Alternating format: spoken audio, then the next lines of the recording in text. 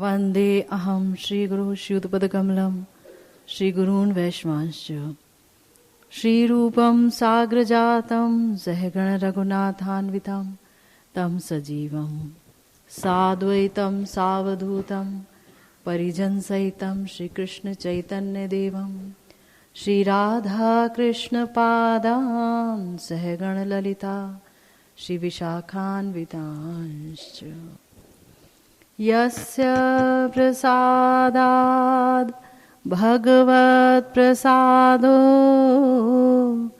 यस्य प्रसादान् न गतिः कुतोऽपि ध्यायं स्तुवंस्तस्य यशस्त्रीसन्ध्यं वन्दे गुरुः श्री चरणारविन्दं नमो महावदान्याय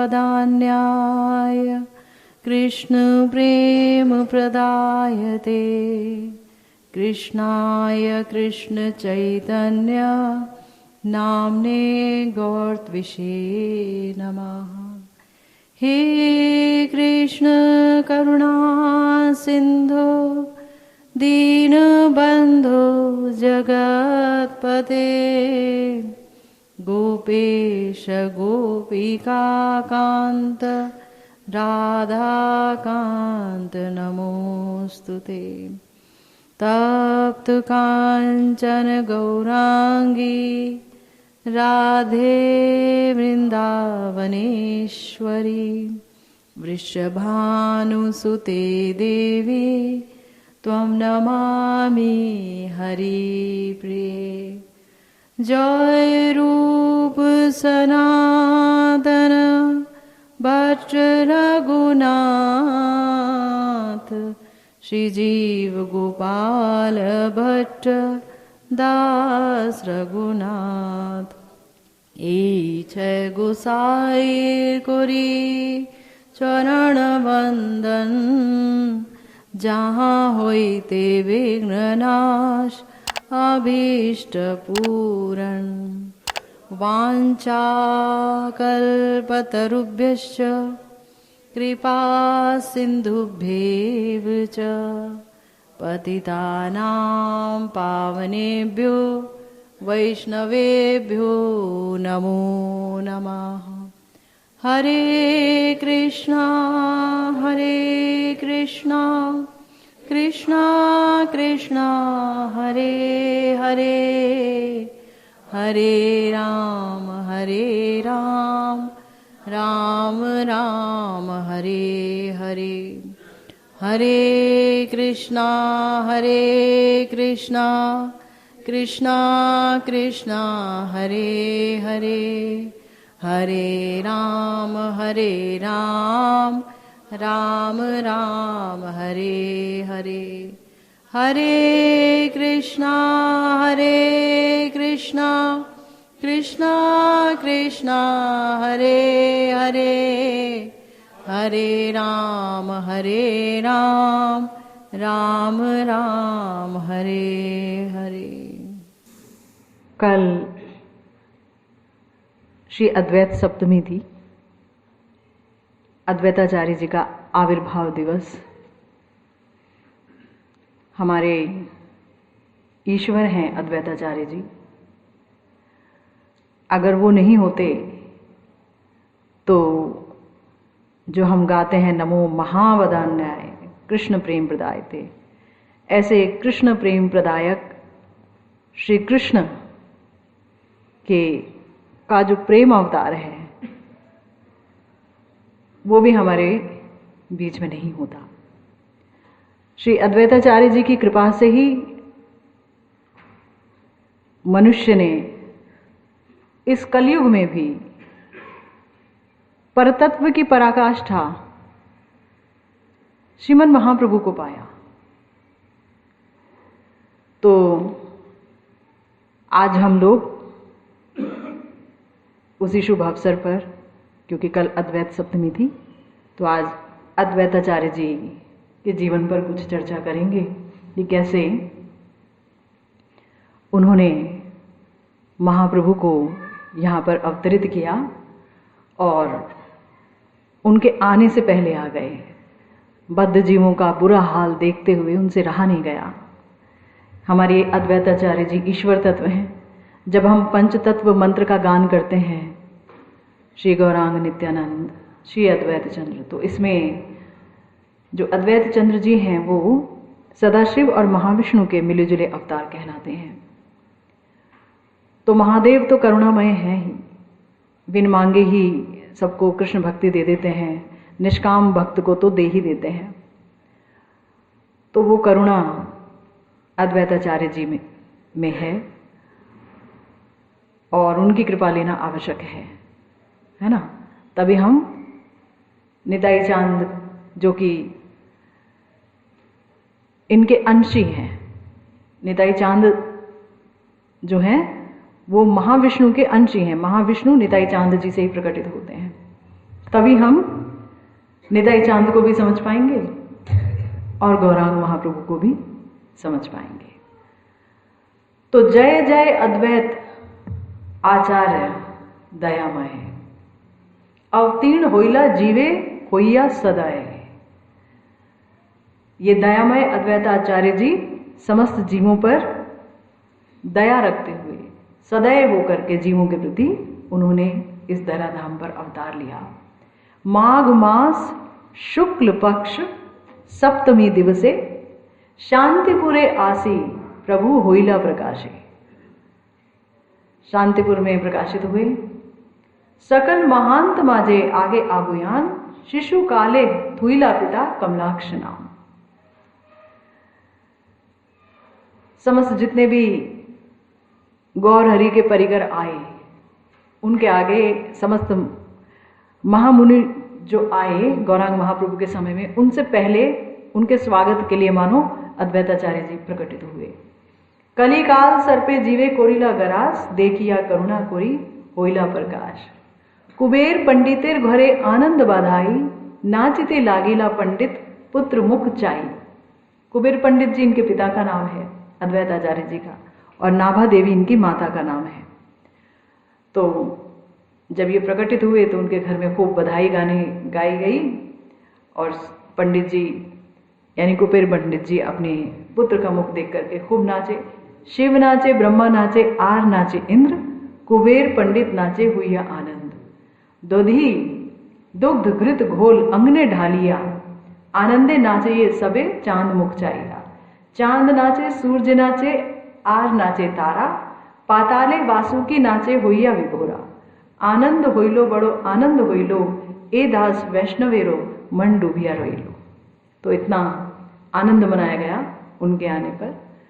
तो श्री अद्वैताचार्य जी जो चैतन्य महाप्रभु के अवतार के मुख्य कारण हैं, आइए इनके बारे में जानते हैं। ये श्रीहट जिला में लाउड़ ग्राम में प्रकटित हुए। पिताजी का नाम जैसे कि बताया कुबेर पंडित, माताजी का नाम नाभा जी, और पिताजी ने इनको नाम दिया कमलाक्ष। और इनको बहुत ही लाड़ से बुलाते थे नाड़ा बूढ़ा कह के। सब छोटे बच्चे का नाम कुछ रखते हैं तो ये नाड़ा बूढ़ा, तो नाड़ा उपाधि कैसे पड़ी ये भी बताएंगे। गौरांग महाप्रभु जब प्रकटित हुए, अवतरित हुए, तो उस समय अद्वैताचार्य जी की उम्र तकरीबन 52 साल थी, 52 ईयर्स। तब गौरहरि आए। जो इनके पिताजी थे कुबेर पंडित जी, वो राजा दिव्य सिंह के सभा पंडित थे, महाराज दिव्य सिंह के। और पहले जो राजा के खास परिचारक होते थे, सेवायित होते थे, तो उनका जो माथा है वो मुंडा रहता था, वो गंजे रहते थे। तो उस समय उन लोगों को बोलते थे नाड़ा, उनका नाम चलता था कि ये नाड़ा है। तो विशेष पदवी मानो दी जाती थी। इसीलिए हो सकता है अद्वैताचार्य जी को भी, क्योंकि उनके वंशधर इसी प्रकार से चले आए, तो उनको भी नाड़ा कह के बुलाते थे। महाप्रभु उनको खास तौर पर नाड़ा कह के बुलाते थे, सिर्फ नाड़ा। तो कमलाक्ष जी को पाठशाला में भर्ती कराया गया और वहां पर जो इनके सहपाठी थे, इनके साथ पढ़ने वाले, वो थे राजपुत्र। दिव्य सिंह जी के पुत्र। तो अब कमलाक्ष जी की भर्ती भी वहीं हुई, राजपुत्र भी वहीं हैं। तो कमलाक्ष जी का जो व्यक्तित्व था वो ऐसा था, इतना सुंदर था कि जो राजपुत्र है वो उनको प्रेम किए बगैर नहीं रह सका। खूब प्रेम हो गया राजपुत्र को। तो उन्होंने कहा कि हम तुमको अपने घर ले जाएंगे। राजपुत्र ने कहा कमलाक्ष को कि हम तुम अपने राजमहल लेके जाएंगे, एक बार चलो हमारे राजमहल। तो उन्होंने कहा ठीक है, ले चलिए। ले गए। तो राजा दिव्य सिंह जी ने पूछा ये कौन है? अपने बेटे से, किसको लेके आ गए तुम? तो राजकुमार जी ने कहा मेरा ही तो सखा है, मेरे साथ पढ़ते हैं। राजा ने कहा ठीक है। तब और भी परिचय मिला कि हमारे ही सभा पंडित के ये पुत्र हैं, कुबेर जी के। लेकिन देखो, जब भगवान स्वयं प्रकटित हो गए और भगवान किसी के सामने जाएं और भगवान चाहें कि कोई भक्ति में आ जाए तो वो हो जाता है। महाराज दिव्य सिंह ऐसा कोई भजन नहीं करते थे, पर कमलाक्ष जी की ओर देखा तो उनके हृदय में परिवर्तन होना प्रारंभ हो गया पहली नजर में ही। और धीरे धीरे शक्ति उपासक माने देवी माता के उपासक राजा दिव्य सिंह भगवान विष्णु के उपासक बन गए, कृष्ण उपासक हो गए। धीरे धीरे सबने कहा ये अद्वैत का ही प्रभाव है। कमलाक्ष जी की उम्र तकरीबन 12 साल थी तब कुबेर पंडित जी सपरिवार शांतिपुर चले आए और शांतिपुर में आकर के पुल्लबाटी ग्राम में शांतनु आचार्य के पास कमलाक्ष जी ने शास्त्र पढ़ना शुरू किया। ये ईश्वर का पढ़ना पढ़ाना क्या होता है? कोई पढ़ने पढ़ाने का मायने ही नहीं है। जिनके सांसों से ही सारे ज्ञान प्रकट हुए, जिनके अंदर ही संवित शक्ति विराजमान है, ज्ञान शक्ति। लेकिन लोक लीला है ये, लोक लीला में सब कुछ होगा। वो पढ़ भी रहे हैं, सीख भी रहे हैं। और कुछ समय बाद वो वेद महापंडित बन गए। और तब धीरे धीरे माँ बाबा जब चले गए, नाभा जी और कुबेर पंडित जी का देह छूट गया, तो अद्वैत जी गए गया धाम पिंड देने के लिए, उनके पिंड का दान करने के लिए। वहाँ उनकी मुलाकात हुई हमारे जो आचार्य परंपरा में जो हमारी प्रथम आचार्य हैं, है ना, जहाँ से प्रेम भक्ति जिन्होंने शुरुआत की है इस युग में, वो है माधवेंद्र पुरीपाद जी। तो उनसे उनकी मुलाकात हुई माधवेंद्र जी से। ऐसा लगा जैसे मानो महाकाल का वो निर्देश है। ऐसा लगा कि इनके ये जो महत हैं, ये महत और इनकी मुलाकात दोनों ही भविष्य में प्रेम भक्ति के प्रचार में सहायक होगी, उसकी ये पृष्ठभूमि है।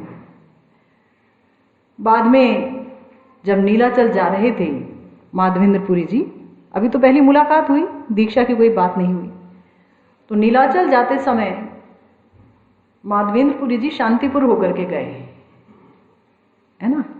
शांतिपुर जो है नवद्वीप के पास ही है। तो माधवेंद्र जी जब अद्वैताचार्य जी को देखे तो प्रेम का जो आवेश है उसको वो रोक नहीं पाए। प्रेम के आवेश से गर गर गर गर होने लगे और एकदम आवेशित हो गए। उनको तो जो महत होते हैं उनको तो पता ही चल जाता है कि सामने कौन खड़ा है, तो उनको तो पता चल गया सामने कौन खड़ा है। अब जब माधवेंद्र जी का प्रेमावेश देखा तो अद्वैताचार्य जी का आनंद और धरेना, आनंद को वो रोक ना पाए। रोकेंगे कैसे? महादेव तो सदा सर्वदा कृष्ण आनंद में डूबे रहते हैं, भगवत आनंद में डूबे रहते हैं, आंखें बंद करके सदा सर्वदा उनके ध्यान में रहते हैं। और जब उसी आवेश की किसी मूर्ति को देख लें, उसी प्रेमावेश में पके हुए किसी व्यक्ति को देख लें, तो ऐसा लगेगा कि जैसे कोई मुझे समझने वाला आ गया, मेरी बातों को समझने वाला आ गया। तो ये हालत हुई। तो उन्होंने छूटते कहा माधवेंद्रपुरी जी को कि आप मुझे दीक्षा दीजिए। माधवेंद्र जी ने दीक्षा दिया और गया से काशी चले गए अद्वैत जी। वहाँ जाकर के सन्यासी विजयपुरी जी के साथ उनकी मुलाकात हुई और विजयपुरी भी बाद में चले आए शांतिपुर और अद्वैताचार्य जी को भागवत पढ़ के सुनाए। अद्वैताचार्य जी ने एक बार कहा एक छोटे से बच्चे को देखने चलें। महाप्रभु का प्राकट्य हो गया था। कैसे प्राकट्य हो गया था? अद्वैताचार्य जी ने जब उस समय हालात देखे बंगाल के कि जहाँ पर भगवान का कोई नाम नहीं लेता था, अगर कोई भगवान का नाम लेता था, कृष्ण नाम लेता था, तो लोग उसका मजाक उड़ाते थे। सूर्य ग्रहण के समय ही कभी कोई कृष्ण बोल दे, कोई विष्णु बोल दे तो बोल दे नहाते समय, बस उससे ज़्यादा कोई भगवान का नाम नहीं लेता था।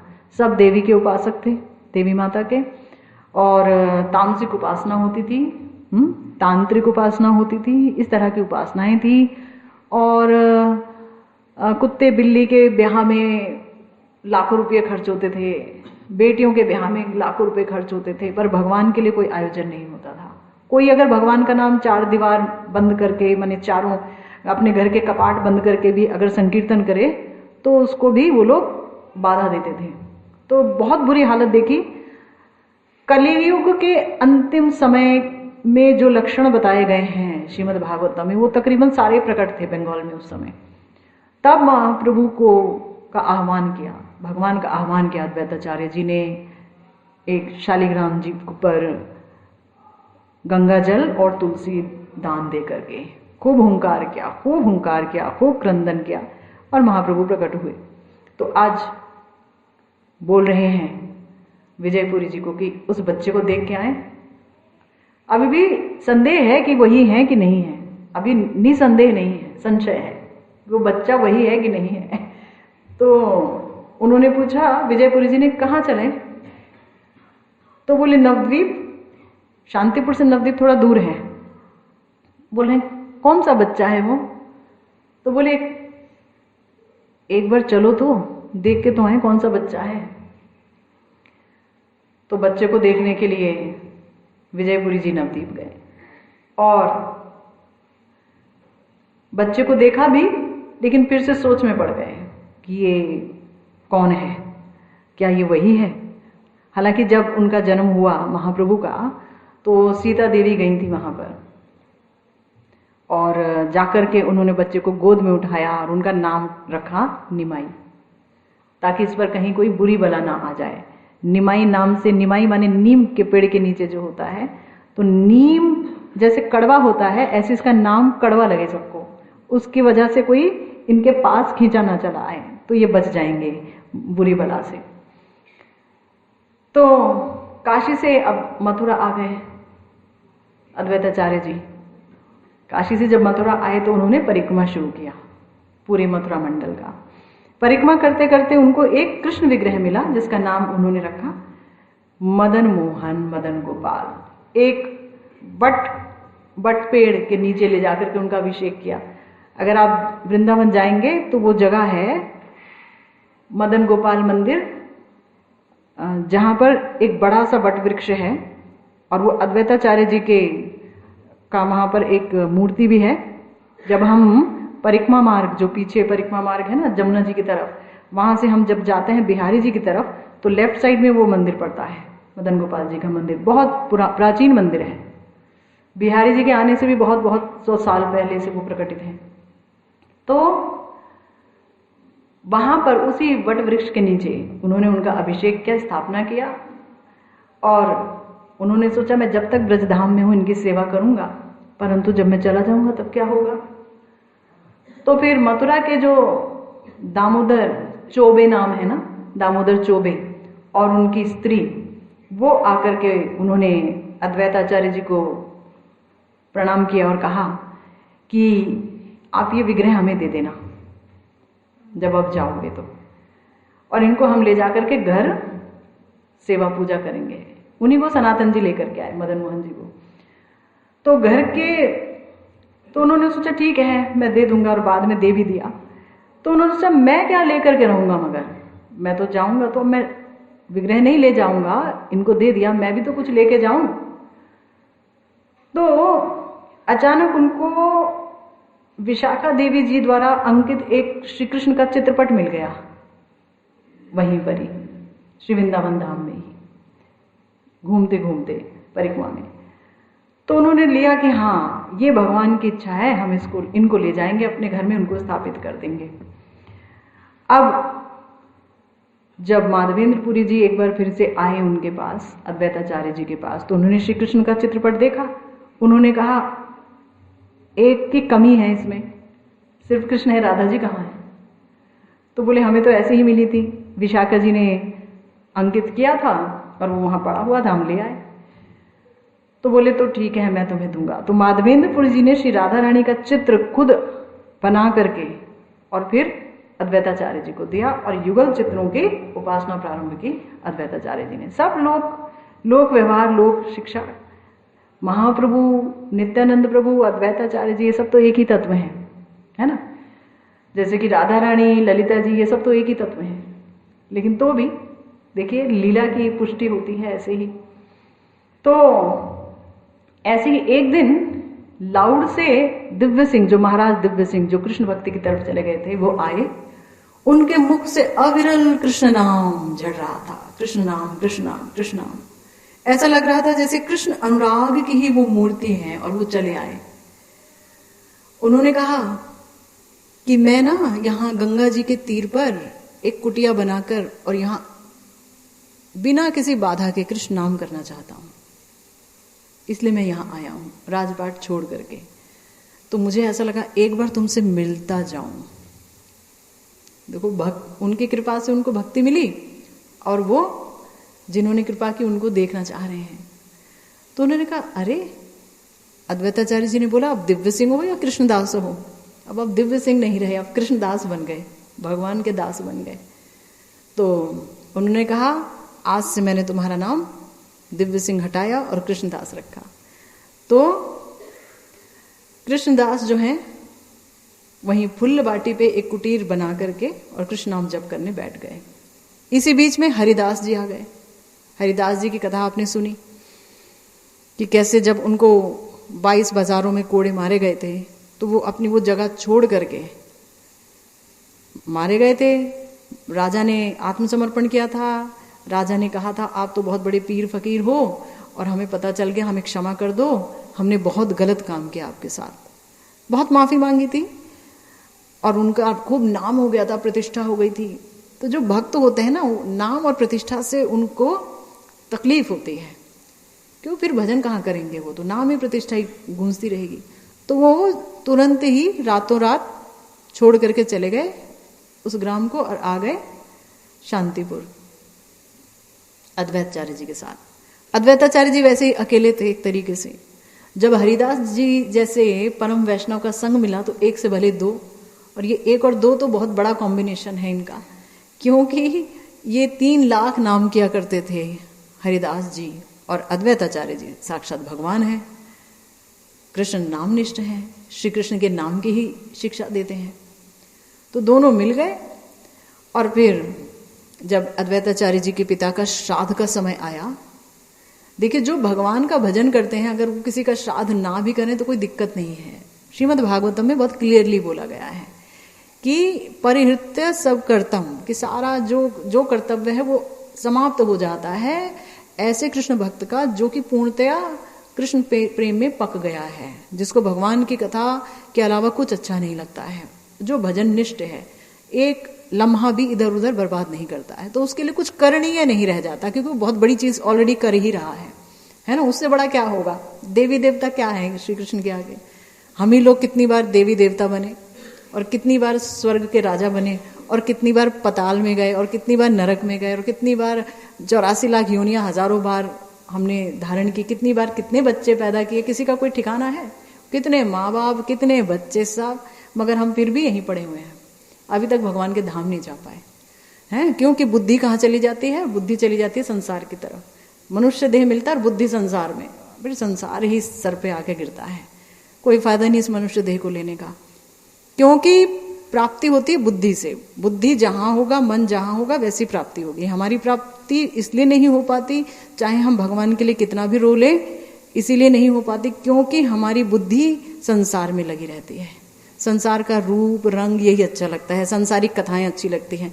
कितना बड़ा तिलक लगा लें, कितनी बड़ी कंठी माला पहन लें, कितना भी हरि नाम जप लें, अगर हमारा प्रत्येक लम्हा, प्रत्येक पल, प्रत्येक क्षण भगवान की याद में, भगवान से संबंधित कार्य में नहीं बीतेगा, तब तक आना पड़ेगा बारंबार बारंबार, चाहे कितनी ऊंची दीक्षा ले लें, कहीं भी ले लें। क्यों? क्योंकि अंत में जैसी मति वैसी गति। संसार का सोचेंगे, कितना भी मतलब कितना भी हरिनाम कर लें और कितना भी भजन कर लें, यहां तक बोला गया कि जैसे कि बहुत बड़ा पात्र है दूध का, भगवान को निवेदित करने के लिए। गाय का दूध है, एकदम शुद्ध गाय का दूध, और अचानक उसमें कालकूट विष का एक बूंद पड़ गया, तो वो भगवान को निवेदित नहीं कर सकते ना। ऐसे ही हम कितना भी भगवान के लिए क्रंदन कर लें, हा कृष्ण हा राधे करके, मैं तुम्हारी दासी हूं, दीना दासी पर कृपा करो, लेकिन जहां पर उनका स्मरण छूटा और अंदर कुछ और घुस गया, स्वसुख घुस गया, अपने बच्चे का सुख घुस गया, उसका सुख, इसका सुख, ये वो घुस गया, तो समझ लीजिए सारे भजन में कालकूट का विष पड़ गया, अब वो स्वीकार्य नहीं है। इतनी खतरनाक स्थिति है। लेकिन मजे की बात यह है कि ये सब इसलिए है क्योंकि बुद्धि हमारी कहाँ है?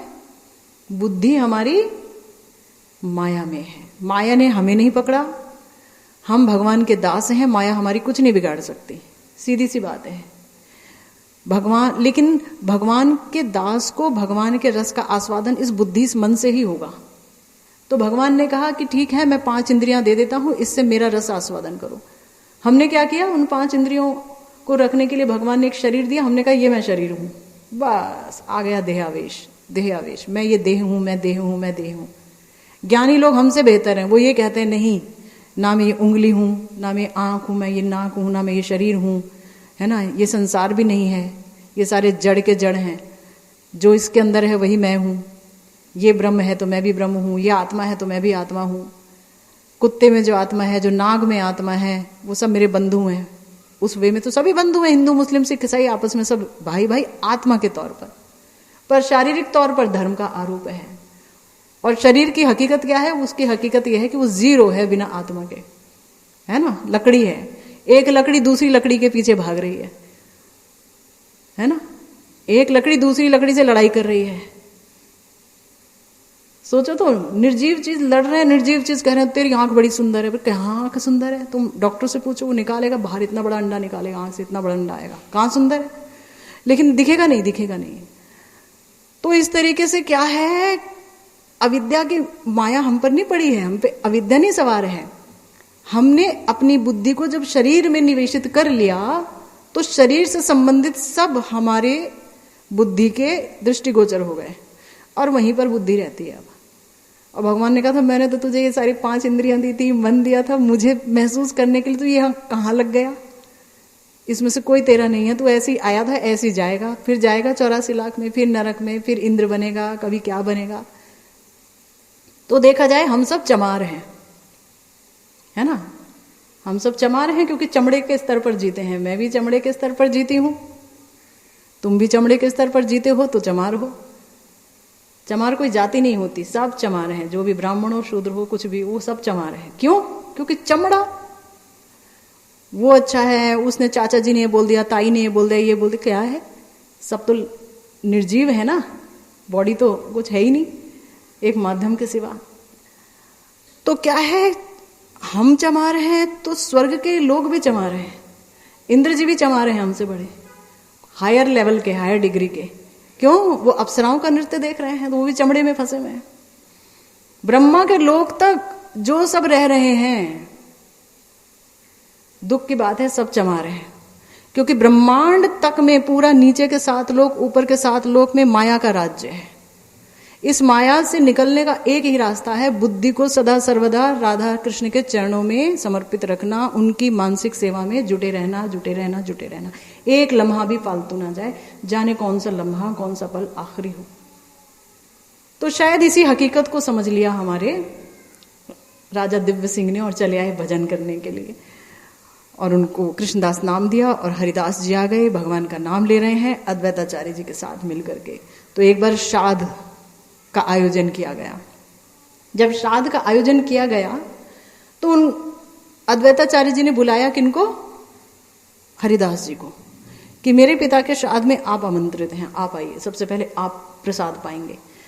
हरिदास जी का जन्म यमन कुल में हुआ था, मुसलमानों के कुल में, लेकिन वो परम साधु थे, परम भक्त थे, परम नामनिष्ठ नामाचार्य, महाप्रभु ने उन्हें नामाचार्य की उपाधि दी। अरे जिसको महाप्रभु अंतिम समय में महाप्रभु ने जिनको अपनी गोदी में लिया, महाप्रभु के चरणों को जिन्होंने अपनी छाती पे रखने का सौभाग्य पाया, हरिदास जी, वो इतने महान व्यक्ति, महान आचार्य हमारे। तो बुलाया गया उनको। अब जितने भी आत्मीय संबंधी थे अद्वैत पंडित जी के, सब ब्राह्मण थे, और कई ब्राह्मणों को भी न्योता दिया गया था, गांव भर के ब्राह्मणों को, कि सब आना।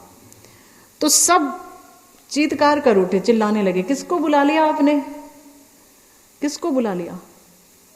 अरे अगर वो आएगा तो हम लोग तुम्हारे यहां नहीं खाएंगे, पहले हमें खिलाओ, हमें बुलाना चाहिए था ना, हम ब्राह्मण हैं, वो तुम यवन कुल के व्यक्ति को बुला रहे हो अपने पिताजी के श्राद्ध पर।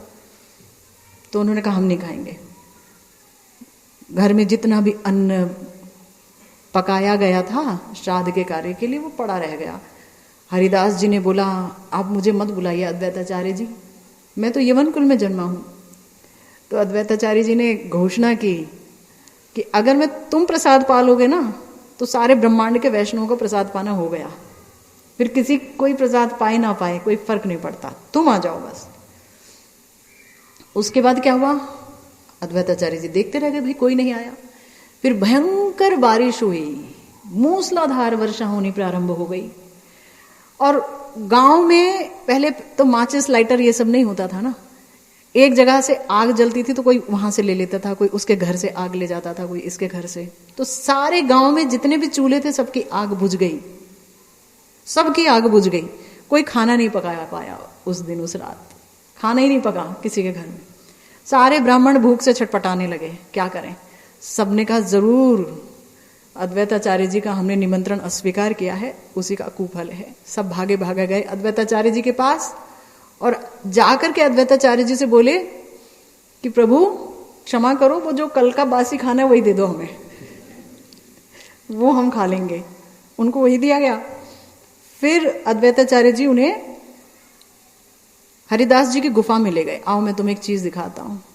तो देखा हरिदास जी नाम कर रहे हैं और उनके पास एक दिया जल रहा है, सारी अग्नि वहीं पर है हरिदास जी के पास। तो बहुत दुख होता था अद्वैताचार्य जी को इन पंडितों की दशा देखकर, बंगाल के लोगों की दशा देख करके। बार बार वही करते थे वो, तुलसी पत्र दे करके और गंगा जल दे करके और शालिग्राम जी की पूजा करते थे, रोते थे कि प्रभु जब तक तुम नहीं आओगे ना, श्री कृष्ण आपको आना पड़ेगा। किसी युग अवतार को मत भेजना कि हाँ आकर नाम संकीर्तन करे, आप स्वयं आइए ताकि इनको ब्रज प्रेम दीजिए। क्योंकि एक राक्षस को मार सकते हो, दो राक्षस को मार सकते हो, कलयुग में तो हर एक के अंदर राक्षसी वृत्ति है। अब कितनों को मारोगे? धराधाम तो जो है वो व्यक्ति विहीन हो जाएगा, है ना। तो राक्षसी वृत्ति को ही मारा जाएगा इस समय। तो साक्षात प्रेम देके ही वृत्ति को समाप्त किया जा सकता है। जिसको प्रेम मिल जाएगा वो राक्षस नहीं रहता ना। जगाई मधाई जी को प्रेम मिल गया तो उनकी क्रूरता समाप्त हो गई। ऐसे अनेकानेक दृष्टांत हैं, चपाल गोपाल आदि बहुत सारे दृष्टांत हैं जिनकी क्रूरता समाप्त हो गई जब उनको प्रेम प्राप्त हुआ। तो बुला रहे हैं कि आइए आइए आइए। अब क्या हुआ कि शुभ दिन फाल्गुनी पूर्णिमा जो कि आने वाली है, उस समय प्रकटित हो गए गौरांग महाप्रभु। अद्वैत जी अपनी स्त्री को बोले, सीता जी को, कि जाओ तुम शिशु को देख के आओ। शिशु को देखने गए सीता जी, और आपको जैसे बताया कि उनका नाम रखी निमाई, और जो उनका अच्छा सुंदर नाम पत्रा में निकला वो था विश्वम्भर, महाप्रभु का। प्रेम से सारे विश्व में ये प्रेम देंगे, प्रेम का प्रचार करेंगे, इसलिए उनका नाम विश्वम्भर रखा गया। तो बड़ा भाई विश्वरूप जो था विश्वम्भर जी का, महाप्रभु का बड़े भाई थे ना एक विश्वरूप जी, वो अद्वैताचार्य जी के पास पढ़ने आते थे। तो अद्वैताचार्य जी के पास पढ़ते थे, पढ़ते पढ़ते उनके अंदर विरक्ति आ गई। उनके आने से पहले, विश्वरूप जी के आने से पहले 8 बच्चियां पैदा हुई थी, जगन्नाथ मिश्र जी को और मैया शची को। 8 बच्चियां मर गईं। तो उन्होंने कितना दुख झेला, संतान को मरते हुए देखा 8 बार। और ऊपर से एक बेटा आया विश्वरूप, उसको पढ़ने लिखने भेजा अद्वैताचार्य जी के पास, तो वो सन्यासी बन गए। अब वो सन्यासी बन गए तो शची मैया को लगा हो ना हो अद्वैताचार्य जी ने ही मेरे विश्वरूप को सन्यासी बनाया है, तो ये अद्वैत कहाँ है, मेरे लिए तो ये द्वैत है। मेरे लिए तो द्वैत है, लोगों के लिए अद्वैत होगा, मेरे लिए द्वैत है। मेरा बच्चा चला गया। और निमाई जी यानी महाप्रभु के लिए भी वो डरती थी कि अद्वैताचार्य जी से ना मिले, कहीं ये भी ना सन्यासी बन जाए उनसे मिलते मिलते, वो डरती थी। तो अब वो अद्वैताचार्य जी के प्रति बड़ी अप्रसन्न रही। गया से जब गौरहरि लौट के आए और उन्हें कृष्ण प्रेम का उन्माद चढ़ गया, तो रमाई पंडित जी को बोला कि रमाई जाके अद्वैत को खबर दे के आओ कि मैं आ गया हूं। उससे पहले नहीं बोला, वो विश्वरूप जी को लेने के लिए जाते थे, दादा चलो मैया ने बुलाया है। क्यों बुलाया? खाना खाने के लिए बुलाया है। तो छोटे से शिशु निमाई को अद्वैताचार्य जी देखते रह जाते थे, फिर भी सशंकित रहते थे कि ये कौन है। पूरी तरह से समझ नहीं पाते थे कि ये वही है जिसको मैंने बुलाया, अवतार लेके आए हैं। महाप्रभु ने भी कुछ नहीं बताया। ऐसा नहीं कि महाप्रभु को नहीं पता कि मैं कौन हूं।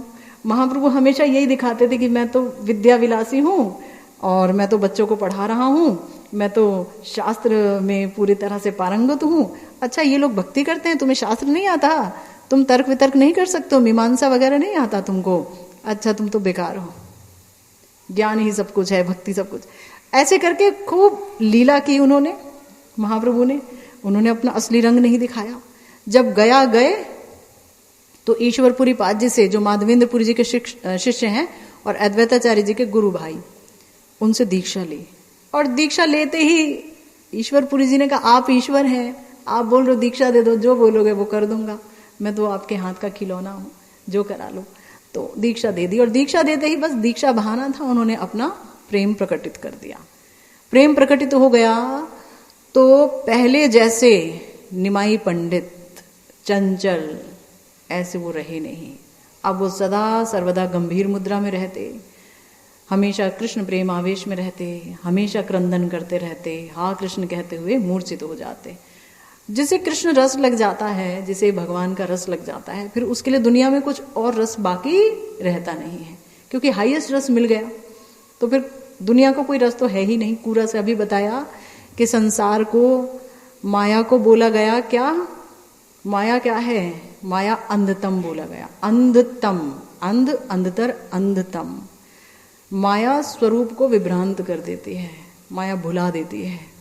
माया संसार कारिणी है, संसार का कारण माया है ना। तो माया तो खैर भगवान को लग भी नहीं सकती, लेकिन फिर भी दिखा रहे हैं कि अब कोई माइक आवेश नहीं है मेरे अंदर। जो आवेश का वो नकल कर रहे थे, माँ है, पत्नी है, हंस के बोलना, ये सब खत्म हो गया। तो उसी आवेश में जब वो अपने ईश्वर तत्व को प्रकाशित कर रहे थे अपने शुद्ध भक्तों के बीच में, अपने निज जन के बीच में, तो उन्होंने रमाई को बोला अद्वैत को लेके आओ।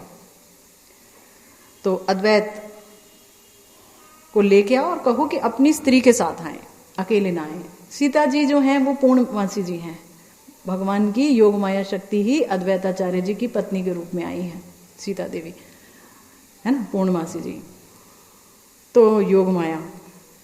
अब क्या हुआ, उन्होंने कहा जाके लेके आओ और बोलो कि जिसको तुमने मांगा था वो आ गया। ये बोलना उसे, जिसको तुमने बुलाया था वो आ गया, यही लाइन बोलना, ठीक है। और बोलो कि पूजा पाठ का सामग्री लेकर के आ जाए मेरी पूजा करने के लिए। अब तक नहीं बोला, वो विश्वरूप जी को लेने आते थे, बोल देते मैं वही हूं जिसको तुमने बुलाया, नहीं बोला। विद्या विलास मूर्ति बन गए, एक बार भी नहीं बोला मैं वही हूं, मैं साक्षात ब्रजेंद्र नंदन हूं, नहीं बोला। लेकिन आज कैसी करुणा हो गई अद्वैताचार्य जी के प्रति कि उनको बुला भेजा। अद्वैत जी ने रमाई को कहा कुछ क्षण रुको, ठाकुर की ठकराई तो देख लूं कि वो ठाकुर है भी कि नहीं। ऐसे ही बोल रहा है, परीक्षा मैं भी तो लूंगा। भगवान परीक्षा लेते हैं भक्त की, लेकिन भक्त भी जब परीक्षा लेने पर आता है तो वो भी पीछे नहीं रहता। तो उन्होंने कहा मैं भी अब नंदन आचार्य जी के घर में मैं छुप के रहूंगा, तुम जाकर के बोलो कि अद्वैत नहीं आया, जाओ। रमाई ने कहा ठीक है, जाकर के बोल दिया उन्होंने प्रभु को। तब बोले ओहो कितना भाव खा रहा है अद्वैत, मेरी बात सुन के नहीं आया। बोले जाओ नंदन आचार्य के घर से उसको खींच के ले आओ, रमाई जी को बोले। तब रमाई जी गए तुरंत नंदन आचार्य जी के घर में, अद्वैत जी को बोले चलो चलो, उन्होंने तुम्हें पकड़ लिया है कि तुम यहां पर हो। तो अद्वैत जी ने बोले पकड़ लिया है, चलो। श्रीवास जी के घर में देखे तो विष्णु जी के सिंहासन पर श्री गौरांग महाप्रभु विराजमान है, नित्यानंद प्रभु पीछे छत्र लिए खड़े हैं, अद्वैताचार्य जी बैठे हैं, गदाधर जो उनकी शक्ति तत्व हैं राधा रानी, वो उनको तांबूल खिला रहे हैं, और सर्व प्राणनाथ बोल करके सारे भक्त उनकी स्तुति कर रहे हैं। अद्वैत जी ने जब वो दृश्य देखा जो कि उनकी कल्पना के परे का दृश्य था, ऐसा उन्होंने निमाई को कभी देखा नहीं। जाते ही मिट्टी में लोटपोट करने लगे गौरांग महाप्रभु के सामने जाकर के। और गौरांग महाप्रभु ने कहा तुम यहां आओ, और आकर के उनके माथे के ऊपर अपने चरण रख दिए। अद्वैताचार्य जी माधवेंद्र पुरी जी के शिष्य हैं और ईश्वर पुरी जी माधवेंद्र पुरी जी के शिष्य हैं, ईश्वर पुरी जी इनके गुरुदेव हैं। तो ये अद्वैताचार्य जी को भी अपने गुरु स्वरूप में देखते थे महाप्रभु, और ये बात अद्वैताचार्य जी जानते हैं कि मुझे गुरु स्वरूप में देखता है। वैसे भी 52 साल के, ये 0 ईयर के वो थे तब, तो ये अभी कितने बड़े हो गए होंगे, कितना उम्र हो गई है। अद्वैताचार्य जी के तो गुरु तुल्य देखते हैं, ये तो कभी मेरे माथे पे पांव देंगे नहीं। इसलिए उनकी ये भी शर्त थी कि उन्हें कहना मैं ये देखता हूं, अगर मैं वहां जाऊंगा, अगर वो वही है, मेरे ही भगवान है जिसको मैंने बुलाया, तो मेरे माथे पर अपने चरण रखेंगे, और जरूर रखेंगे। और भगवान के आवेश में है पूरी तरह से महाप्रभु, और महाप्रभु ने तुरंत उनके माथे पर अपने श्री चरण रख दिए, श्री चरण रख दिए, और अपने गले की माला उनको पहना दी, और कहा ए नाड़ा वर मांगो मुझसे, आज मैं वर देने के लिए खड़ा हूं तुम्हारे पास। तो देखिए बड़ा सुंदर वर मांगा है हमारे अद्वैताचार्य जी ने। उस वर के कारण ही आज गौरांग महाप्रभु सबके पूजनीय हैं, और स्त्री और बिना जाति का विचार किए हर व्यक्ति को आज कृष्ण प्रेम उपलब्ध कराया है गौरांग महाप्रभु ने, उनके वर के कारण ही। तो उन्होंने कहा प्रभु आपको देख लिया यानी आपको पा लिया, मेरा तो सभी अभीष्ट पूरा हो गया, अब मुझे किसी वर की जरूरत नहीं है। अब वर क्या, जिसको मांगा और सोचता था आया कि नहीं आया, आज पता चला कि वो आ गया, अब किस वर की बात करते हैं। तो बोले नहीं, तुम्हारे लिए मैं आ गया हूं, लेकिन मैं तो भक्ति बांटना चाहता हूं ना, तो कुछ वर मांगो तुम, ताकि भक्ति बांटने में सहायता हो। तब बोले ठीक है प्रभु, आप ऐसी भक्ति दो कि जिस भक्ति को पाकर के ब्राह्मण अपने ब्राह्मणत्व को भूल जाए और चंडाल के साथ मिल करके हा कृष्ण कह के रोए। ऐसी भक्ति दो, ऐसा प्रेम दो सबको, कि वो कुल का अभिमान सब त्याग दें। उस समय जाति की बहुत बड़ी वो थी, यहाँ पर लोग जाति को लेकर के बहुत चाय चाय करते थे, मैं ब्राह्मण हूँ। ये जाति वाति क्या है, शरीर की तो है, आत्मा की तो कोई जाति नहीं है। तुम अच्छा कैसा कर्म करोगे तो ब्राह्मण कुल में भी हो जाओगे। तो कुल से क्या होता है, कुल से कोई भगवान प्रसन्न होते हैं? भगवान को जब हरिदास ठाकुर जी प्रसन्न कर लिए हैं, तो कुल देख के थोड़ी ना प्रसन्न होते हैं। भक्ति से जीता जाता है भगवान को, भक्ति से। कौन सा कुल था? गीध का, कपी का, वानरों का? कौन सा कुल था? गोपियों का ही कौन सा कुल था जिनके वश में भगवान? सर्वेश्वर श्री कृष्ण। कुल कुछ नहीं होता। तो इसीलिए बोल रहे हैं कि ऐसा वर दीजिए। अद्वैत बोलेन जोदि भक्ति बिलाईबा, स्त्री शूद्र आदि जतो मूर्खे से दीबा। अगर भक्ति बांटने जा रहे हो तो स्त्री सबसे आगे स्त्रियों को देना। इसीलिए आज आप हर जगह देखेंगे स्त्रियों की संख्या ज्यादा होती है कथा सुनने में, पुरुष कम रहते हैं। पुरुषों को कम विश्वास होता है भगवान पे, टाइम लगता है। एक बार हो गया तो बहुत अच्छे से होता है, स्त्रियों को जल्दी विश्वास हो जाता है। स्त्री शूद्र आदि जतो मूर्खेरे से दीबा। जो मूर्ख हैं, जिनको लोग मूर्ख कहते हैं, जिनको शूद्र कहते हैं, जो ऑप्रेस्ड क्लास हैं, उन सबको आपको भक्ति देनी पड़ेगी। देखिए अद्वैताचार्य जी की करुणा। वो रहे अद्वैताचार्य जी बैठे हैं यहाँ पर, महादेवी तो अद्वैताचार्य जी हैं। क्या करुणामय है, क्या करुणामय है। और पार्वती जी तो सीता देवी है, उस नाम से आई यहाँ पर, है ना, पूर्णमासी देवी है। तो क्या करुणा है कि उन्होंने कहा कि जो भक्ति है सबको देना। विद्या धन कुल आदि तपस्यार मदे, तोर भक्ति जे जे जाने बांधे। प्रभु ऐसी भक्ति देना कि लोग अपनी विद्या का मद, कुल का मद, धन का मद, वो सब भूल जाएं। ऐसी मतता हो आपकी भक्ति में, ऐसा प्रेम देना। और आपके भक्त ये विद्या धन कुल इसको कुछ गिने ही ना, क्योंकि है भी नहीं है कुछ। ये तो संसार का पार्ट है। और संसार को क्या बताया? माया के द्वारा सृष्ट है, एक तरीके से माया है। और माया क्या है? माया है स्वरूप को विस्मृत कराने वाली, माया है प्रपंच का निर्माण करने वाली, माया है संसार कारिणी, माया है अंधतम, है ना। तो माया माने जो कि क्षणिक है, जो कि क्षणिक है, जो कि टिकाऊ नहीं है, जो हमेशा नहीं रहती है। भाई जीव के लिए दो ही तत्व हैं, तीन तत्व हैं इस जगत में पूरी तरह से। एक है माया, एक है भगवान, एक है जीव। बड़े ध्यान से सुनो, एक है माया, एक है भगवान, एक है जीव। तो जीव या तो माया में होगा या भगवान में होगा, लेकिन माया में भी रहे और भगवान भी पास में मिल जाए, ये नहीं होगा। फाइनली ये नहीं होगा, अंततः ये नहीं होगा। चॉइस करनी होगी, या भगवान या माया। एक दिन ऐसा आएगा जीवन में जब हमें ये चूज करना पड़ जाता है कि या भगवान या माया। तो क्या हम परिवार छोड़ दें? तो उत्तर है नहीं। क्या बोला? बुद्धि को हमेशा भगवान में लगाए रखो। शरीर की तो बात ही नहीं हो रही है। बुद्धि से ही भक्ति होती है, मन से ही भक्ति होती है, मन से ही भजन होता है। जहां पे भी रह रहे हैं, जिस अवस्था में रह रहे हैं, हमेशा भगवान के चरण को पकड़े रखो, बस वो ना छूटने पाए। तो वही चरण हमें उन तक ले जाएंगे, उनका नाम भी हमें तभी याद आएगा। लेकिन अगर उस खाली समय में हमारे पास ABCD ये वो चीजें आती रही ना अंदर अंदर, ये ऐसी वो ऐसा, क्या भजन कर रहे हो? समझ रहे हो?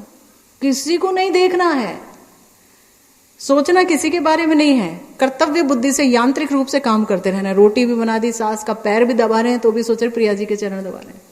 सास भी खुश, प्रिया जी भी खुश, लेकिन बुद्धि सास में ना लगे, या बुद्धि किसी पति में ना लगे, बुद्धि बच्चों में ना लगे। उनके लिए उनकी चोटी भी कर रहे हैं तो सोच रहे प्रिया जी के बाल गूंथ रहे हैं, देखो कितने सुंदर, आहा। और बाहर से नाटक करना है। ये मैं नहीं कह रही, ये युधिष्ठिर महाराज जी को नारद जी बता रहे हैं कि बाहर से नाटक करना है, अंदर से कट कर देना है, काट देना है स्नेह का हर बंधन। एक के साथ स्नेह का तार जोड़ लेना है, बाकी से काट देना है, बाकी से एक्टिंग, यहां पे सच। लेकिन दोनों साथ में नहीं चल सकते। बोला ना, दो नाव पे पैर रखने वाला डूब जाता है। ऐसा बोला गया है। इसलिए सिर्फ कनेक्शन काटना है अंदर से। ये काटने की कला जितनी जल्दी आ जाएगी, बुद्धि को जितनी जल्दी भगवान में रखना आ जाएगा, उतनी जल्दी माया खत्म। क्योंकि ना माया ने हमें पकड़ा, ना हमने माया को पकड़ा, बुद्धि ने माया को चुन लिया। तो बोलते हैं कि से पापिष्ट सब देखी मरूक पुड़िया। जो लोग विद्या, धन, कुल और तपस्या के मत में रंगे हुए हैं और जो वैष्णवों की निंदा करते हैं, वो पापी लोग देख देख के जल जल के मर जाएं भक्तों के आनंद को। ऐसा आनंद दो भक्ति का। चंडाल नाचुक तोर नाम गुण गाइया। और जो चंडाल तक हैं वो भी तुम्हारा नाम गा गा के नाच के आनंद में रहें, और बाकी जो भी कुल वुल के मद में रहते हैं वो मर जाएं जल जल के। तो गौरांग महाप्रभु की अद्वैत जी में प्रभु बुद्धि है, ये तो स्वाभाविक है, किंतु अद्वैत जी में गौरांग की गुरु बुद्धि भी है, ये बताया भी आपको। तो लौकिक लीला में माधवेंद्र जी श्री गौरहरि के गुरु हैं और अद्वैत जी उन्हीं के शिष्य हैं। तो गौरांग जी जो है, गौरांग महाप्रभु हैं, इसलिए उनको प्रणाम करते हैं अद्वैताचार्य जी। जब भी आते हैं तो उनको दंडवत करते हैं आमतौर पर, आज की लीला में नहीं, वैसे आमतौर पर। लेकिन जब जब वो उनको प्रणाम करते तब तब अद्वैताचार्य जी का मन रोने लगता। वो तो जान गए ये तो हमारे ईश्वर हैं, मेरे ही भगवान हैं। अब ये बताओ, मैंने तुम्हें बुलाया, तुम मेरा धन हो कि नहीं? मेरी वजह से तो तुम आए इधर, तुम पे मेरा अधिकार है ना पहला। मैं तुम्हें छू नहीं सकता, प्रणाम नहीं कर सकता, आलिंगन नहीं करने लग जाते हो। जैसे शिव ही महादेव ही ठाकुर जी का ध्यान करते हैं, और जब ठाकुर जी सामने आते हैं कहते आय हाय भक्त प्रवर महादेव, और वो प्रणाम करने लग जाते हैं। मेरा प्यारा भक्त, प्रणाम करते हैं, मूर्छित होकर गिरते हैं, वो भी गिरते हैं और वो भी गिरते हैं, दोनों में होड़ा होड़ लग जाती है, कौन किसको ज्यादा प्रणाम करेगा, है ना। ये प्रेम की बात है। तो ऐसे यहां हो रहा है, कह रहे हैं कि मेरा प्रभु है। और देखो, जो प्यार करता है ना, जो प्यार करता है वही डांट पाएगा। अगर तो किसी को डांट पड़ गई गुरु जी की, है ना, या भगवान की या परम वैष्णव की डांट पड़ गई, समझ लो इसका ये मेरा पर अपना अधिकार समझता है इसलिए डांट पाया, नहीं तो क्या होगा कि चबा जाएगा, झूठी हंसी हंस देगा, खराश लेगा। अगर डांट दिया माने प्रेम है तो डांट पकड़ के डांटा, चांटा भी लगा देगा, मेरा है इसलिए मैं डांट दिया। और नहीं तो औपचारिक फॉर्मेलिटी, ठीक है आप जाइए, ठीक है, यही होगा। तो अब इन्होंने कहा कि भगवान मेरे हैं और ये मुझे जब तक दंड नहीं देंगे तब तक मेरे हृदय में चैन नहीं पड़ेगा। क्योंकि जगदानंद पंडित जी को महाप्रभु ने बोला था, वो जग्गू सनातन जी जब बात कर रहे थे उनसे, कि सनातन जी बोले कि हमको जगदानंद जी कह रहे हैं कि तुम वृंदावन जाओ, महाप्रभु ने तो तुम्हें वृंदावन स्थान दिया है रूप जी के साथ, सबके साथ, तुम वहीं जाके रहो, तो आप हमारे को वृंदावन भेजेंगे क्या, हम जाएं क्या? महाप्रभु कुपित हो गए। वो जग्गू की ऐसी मजाल, जगदानंद जी को बोल रहे हैं जग्गू की ऐसी मजाल, वो जग्गा क्या समझता है, अरे तुम पूरे ब्रह्मांड के गुरु होने लायक हो, वो जग्गा की ये बताऊंगा उसे। तो सनातन जी रोने लगे, कह रहे महाप्रभु आज पता चला जगदानंद जी कितने आपके अपने हैं कि उनको आप डांट रहे हैं और मेरा हमेशा आप स्तुति करते रहते हैं, गौरव बढ़ाते रहते हैं, है ना। आज पता चला, रोने लगे थे। और महाप्रभु वर्णन आया, महाप्रभु ये सुन के लज्जित हो गए लज्जित हो गए। और क्या करें, ब्रजेंद्र नंदन इतनी बड़ी मंजरी को देखेंगे, लवंग मंजरी को, उनकी सेवा का सौष्ठव, और कहाँ ब्रजेंद्र नंदन प्रिया जी की सेवा भी करते हैं तो सोचते हैं इतना परफेक्ट नहीं कर पाए जितना मंजरियां करती हैं, तो गौरव बुद्धि तो आएगी मंजरी के प्रति तो वही बात है। लेकिन यहां पर अद्वैताचार्य जी यानी सदाशिव सोच रहे हैं कि एक बार तो दंड लूंगा इनके हाथ से। तो बोले बहुत भक्ति करते हैं ना, अभी शांतिपुर जाके मैं ज्ञान को भक्ति से बड़ा करके बोलूंगा, तब इनके कानों में खबर जाएगी तो देखता हूं कैसे रह पाते हैं, मैंने न बुलाया है।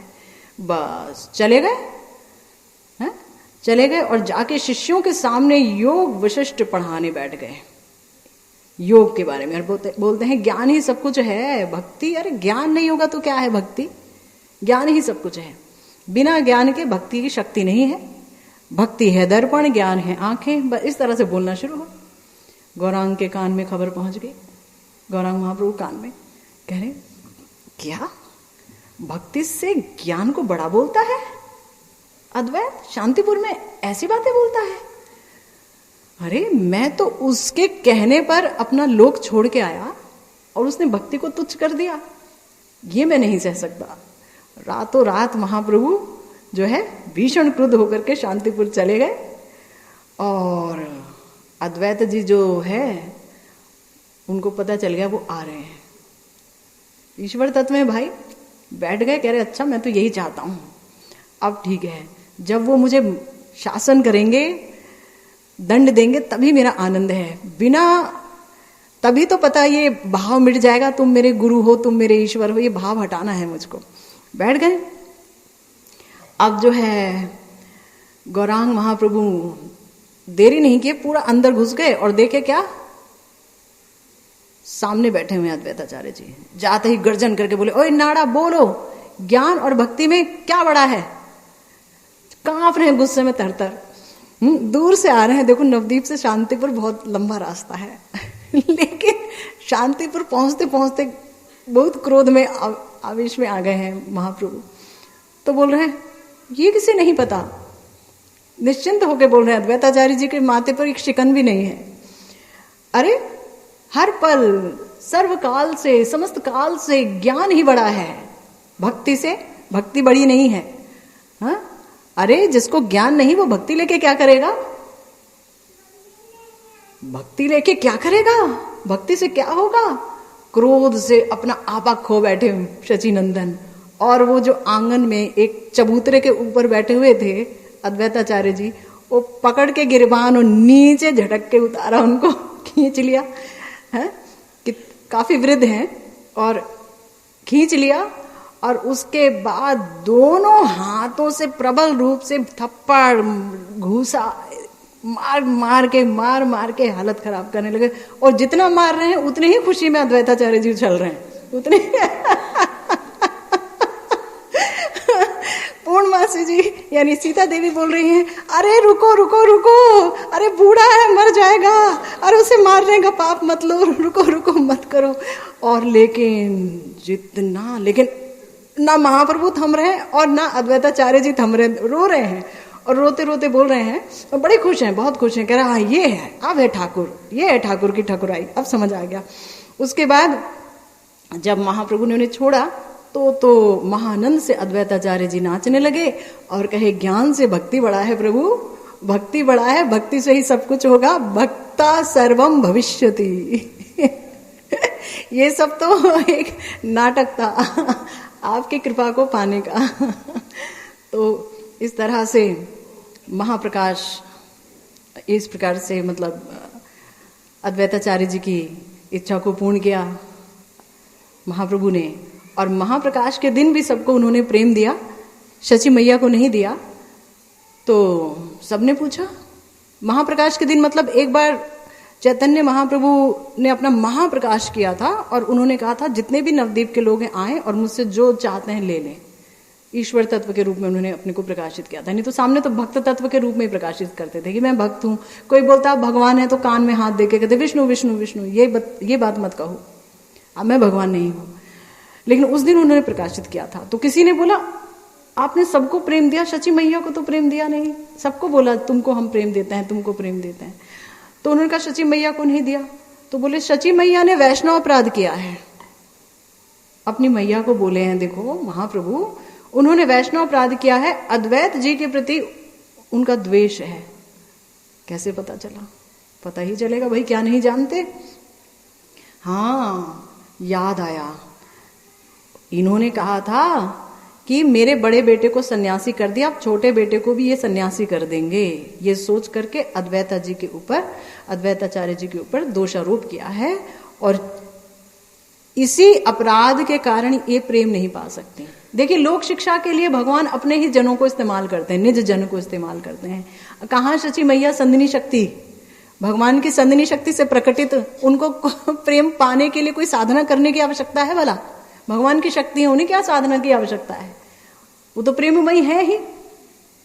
किंतु लोक शिक्षा के लिए कि महाप्रभु जो कि महाकरुणामय भी हैं, महाकरुणामय विग्रह है महाप्रभु, लेकिन जहां वैष्णव अपराध होगा वहां महाप्रभु माफ नहीं करेंगे। बाकी सब जगह माफी है, वैष्णव अपराध में माफी नहीं है। मतलब सेवा अपराध में भी माफी कर देते हैं, सब चीज में, भक्त अपराध में क्षमा नहीं है।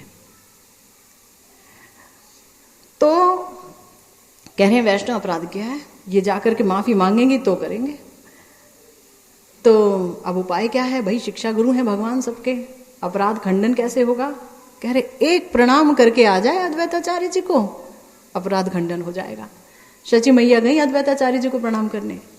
अब बोलो भाई, अद्वैताचार्य जी अपने भगवान की मैया का प्रणाम कैसे सहेंगे? जब बोली कि हमें अद्वैताचार्य जी आप क्षमा कर दीजिए, हमसे अपराध हो गया, तो बोले क्या मेरे भगवान की जननी लोक जननी प्रेममयी से अपराध मेरे प्रति मूर्छित हो गए अद्वैताचार्य जी। असंभव बात। जैसे मूर्छित हुए, मैया ने उनके चरण की धूली पट से लगाई और माथे पे ले ली, अपराध खंडित हो गया और प्रेम की प्राप्ति हो गई। तो इस तरीके से बहुत सारी घटनाएं हैं, जैसे कि महाप्रभु का जब सन्यास हुआ तो सन्यास लेने के बाद शांतिपुर ही आए थे सबसे पहले चैतन्य महाप्रभु, और अद्वैताचार्य जी ने उन्हें खिलाया था प्रसाद बना करके, और शांतिपुर में ही आकर के मैया ने भी पहली बार मुलाकात की सन्यासी रूप में गौरांग महाप्रभु से। श्री कृष्ण चैतन्य नाम जब उनका पड़ गया। और कई बार, कम से कम 2 बार तो आए शांतिपुर चैतन्य महाप्रभु, और शांतिपुर में ही रघुनाथ दास गोस्वामी जी की मुलाकात हुई महाप्रभु से, और महाप्रभु ने कहा अभी वापस जाओ, अभी वापस जाओ, क्योंकि निताई चांद की जब तक कृपा नहीं होगी तब तक मुझे प्राप्त करना असंभव है। पर ये बोला नहीं, वापस कर देते थे। तो इस तरह से एक बार चैतन्य महाप्रभु को बुलाना चाह रहे थे, उन्हें खिलाना चाह रहे थे। नीलाचल में ही हमारे अद्वैताचार्य जी सोच रहे थे कि मैं नीलाचल में आया हूं, अब यहाँ पर पकाऊं सारी सामग्री अच्छे से, सच्ची में वो सीता देवी और मैं मिलके पकाते हैं, इन्हें खिलाएंगे। लेकिन क्या है कि जब वो आते थे तो उनके साथ बहुत सारे सन्यासी और बहुत सारे भक्त आ जाते थे, तो समय ही नहीं मिलता था। थोड़ा सा खाते थे, महाप्रभु रोट जाते थे, समय नहीं मिलता था देखने का, सेवा सुख नहीं मिलता था। तो हृदय में इच्छा हुई कि ऐसा कुछ हो जाए कि महाप्रभु अकेले आए और कोई ना आए, सिर्फ मैं हूं। तो ये भाव लेकर के महाप्रभु को उन्होंने निमंत्रण दे दिया, और ये बोल नहीं पाए कि कोई नहीं आए। ऐसा कैसे बोल सकते हैं कि आप ही आना? नहीं बोला। अब जिस दिन निमंत्रण था उस दिन ऐसी बारिश, ऐसी ओलावृष्टि, ऐसा तूफान उठा कि कोई सन्यासी अपने घर से निकल नहीं पाया, और महाप्रभु अकेले आ गए अद्वैताचार्य जी के घर और आगे खड़े हो गए। बोले जो कुछ बनाया है सब ले आओ, मैं अकेले खा जाऊंगा। बहुत खिलाना चाहते थे ना मुझे, जो कुछ बनाया ले आओ। और अद्वैताचार्य जी ने ही सारा रंधन किया था उस समय, सब सारी कुकिंग खुद की थी। जो सीता मैया हैं उन्होंने सिर्फ उनके लिए सहयोग किया था, सामान ला के दे दो, ये दे दो, वो दे दो, बस उतना, सारी कुकिंग इनकी थी। और महाप्रभु देखते देखते सब खा गए, सारा जो उनकी प्यास थी कि मैं अच्छे से सेवा करूं वो उन्होंने किया। और अंत में जब जगदानंद पंडित को महाप्रभु ने भेजा, जाओ और जाके मैया से सबसे मिलो और सब कुछ, तो महाप्रभु की हालत तो वो जान गए थे अद्वैताचार्य जी की। नीलाचल में इस समय चैतन्य महाप्रभु कैसे रह रहे हैं, कितना जो है कृष्ण विरह में रोते रहते हैं, कितना शरीर को कष्ट देते हैं, शरीर में घाव हो जाता है, क्षत विक्षत हो जाता है। तो वो हालत कौन देख पाएगा अपने ईश्वर की, जिसको इतने मन से बुलाया। तो एक पहेली लिख के मैंने पहेली बोली जगदानंद जी को कि ये जाके पहेली महाप्रभु को सुना देना। बाउल के कहिए लो के हुई लो बाउल, बाउल के कहिए हाटे ना बिकाए चाउल, बाउल के कहिए काजे नाहिक आउल, और बाउल के कहिए इहा कहिया छे बाउल। यानी कि मैंने कृष्ण प्रेम देने के लिए तुम्हें बुलाया था, अब सबको कृष्ण प्रेम मिल गया है, अब यहाँ कोई बाकी नहीं है, तो जो कृष्ण प्रेम देने आए हैं यहाँ पर खाली बैठे हुए हैं इस समय, अब इस हाट में वो सब कृष्ण प्रेम बिकेगा नहीं, सबको मिल गया है, अब तुम वापस जाओ, जहां से आए हो अब जाओ। तब फिर आपको पता ही है कि महाप्रभु ने कहा, ओ, महाप्रभु ने इसका उत्तर कितना अच्छा दिया था कि अरे ये वही वाली बात हो गई कि कोई विग्रह का निर्माण कराता है, आराधना करता है, और फिर उसका जब तमन्ना पूरी हो जाती है तो वो उस विग्रह को जाकर के नदी में बहा देता है। ऐसे ही मेरे साथ करना चाहते हैं अद्वैताचार्य जी। बस इसके बाद से श्रीमन महाप्रभु ने और गहन लीला करनी शुरू कर दी, वो और गहरे डूब गए जो है माथुर विरह में। बहुत सुंदर उन्होंने अंत्य लीला में अपना आस्वादन किया श्री कृष्ण रस का, श्री राधा भाव में। तो ये था आज की एक कथा, जहाँ पर हमने जाना विविध जो एस्पेक्ट्स हैं श्री अद्वैताचार्य जी के जीवन के, उनको अंत में श्री अद्वैत जी की वंदना बोलते हुए कार्यक्रम को यहीं विश्राम देंगे। जय जय अद्वैत आचार्य दयामय, जार हुहुंकारे गौर अवतार होय, प्रेम दाता सीतानाथ करुणा सागर, जार प्रेम रसे आइला गौरांग नागर, जहारे करुणा कोरी कृपा दिठे चाय, यानी कृपामयी आंखों से जो करुणा करते हुए देखते हैं, प्रेमा वेशे से जन चैतन्य गुण गाए, उनके देखने से ही व्यक्ति चैतन्य महाप्रभु की महिमा गायन करने लगता है। ताहार चरणे जेबा लैलो शरण, से जन पाइला गौर प्रेम महाधन, एमन दयार निधि कैनो ना भजिलूं, लोचन बोले निज माथे वज्र पड़िलूं। तो इस प्रार्थना के साथ ही आज की भागवती कथा यही विश्राम लेती है। जय जय श्री राधे श्याम, श्री गुरु निताय गौर सीतानाथ प्रेमानंदे, हरि हरि बोल। राधे राधे राधे।